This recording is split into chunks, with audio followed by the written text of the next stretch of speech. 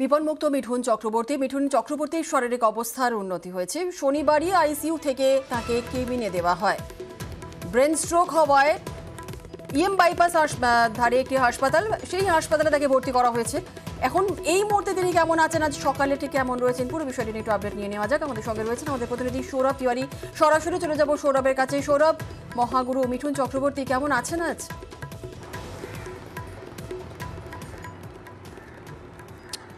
একেবারেই জুনেলা, দেখো বাইপাসের ধারে এক বেসরকারি হাসপাতালে এই মুহূর্তে 3 সদস্যের চিকিৎসকেরা তারা পর্যবেক্ষণ করছেন এবং হাসপাতাল সূত্রে যেটা খবর যে তিনি এই মুহূর্তে সুস্থ রয়েছেন, তার কেবিনেই তাকে দেখা হচ্ছে। কিছুক্ষণ আগেই 3 সদস্যের যে বিশেষজ্ঞ ডাক্তাররা রয়েছেন তাদের যে রুটিন মর্নিং চেক আপ সেটি কিন্তু তারা সেরে ফেলেছেন ইতিমধ্যেই, এমনটাই হাসপাতাল সূত্রে জানা গিয়েছে। যার মধ্যে রয়েছে নিউরো মেডিসিন, কার্ডিওলজি এবং গ্যাস্ট্রোএন্টারোলজিস্ট। এই তিন বিশেষজ্ঞ ডাক্তার তারা কিছুক্ষণ আগেই morning routine check up Mithun চক্রবর্তীর তার ইতিমধ্যেই চেক আপ করা হয়েছে।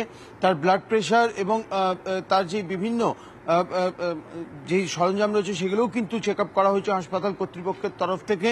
এবং যেটা জানা যাচ্ছে যে আজকে তিনি অনেকটাই সুস্থ রয়েছেন গতকালের থেকে, এবং যেই কেবিনে তাকে দেওয়া হয়েছে সেই জায়গায় আরও যারা জুনিয়র ডাক্তাররা রয়েছেন তারাও কিন্তু তাকে পর্যবেক্ষণ করছে। একাধিক টেস্ট কিন্তু আজকে করা হবে তার, সেই জায়গা থেকে দেখা হবে যে মিঠুন চক্রবর্তীর আর কোনো অসুবিধা বা আর কোনো সমস্যা দেখা যাচ্ছে কিনা, সেটাও কিন্তু ডাক্তারের তরফ থেকে আজ কিন্তু একাধিক টেস্ট করা হবে বলে হাসপাতাল সূত্রে খবর।